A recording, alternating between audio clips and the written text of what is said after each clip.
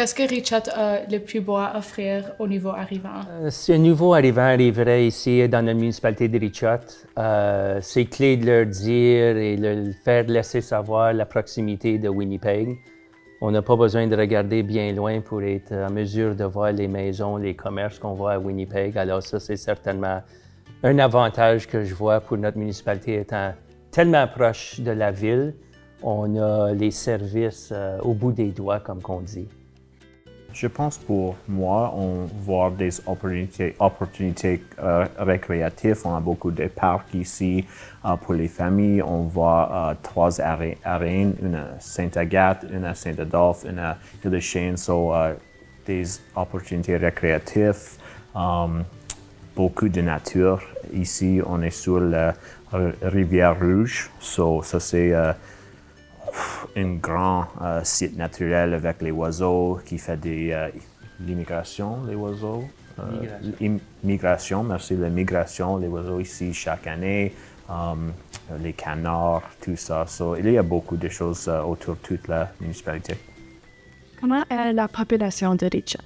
Est-ce qu'il y a beaucoup de francophones, d'anglophones, de diversité? Autour de Richard, je pense qu'on voit environ 8 000 à 9 000 populations. Et c'est une population de diversité, mais la majorité, c'est des anglophones. Quand Richard est commencé ou établir, on a vu une population française. 100%, presque 100% francophone, mais autant qu'on voit des immigrations ou des personnes qui veulent vivre autour, dehors de Winnipeg, c'est changé. Maintenant, je peux dire comme 60-70% anglophones et 30 ou 40% francophones.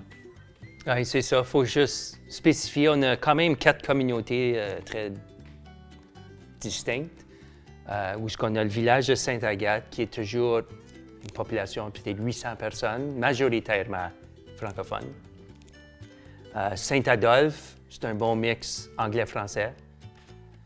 Île-des-Chênes, et la population totale, je crois, est environ 33%, c'est des francophones ici à la municipalité de Richard. Alors, Île-des-Chênes aussi, c'est un bon mix 50-50 francophones et anglophones.